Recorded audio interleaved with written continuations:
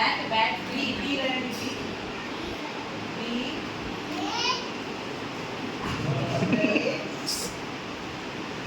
bat tea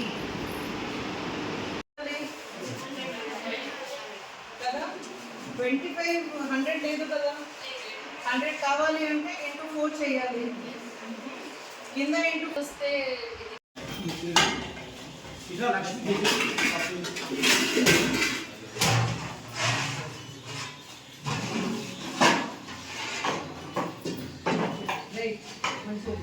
rice ఓకేనా rice mix లేదా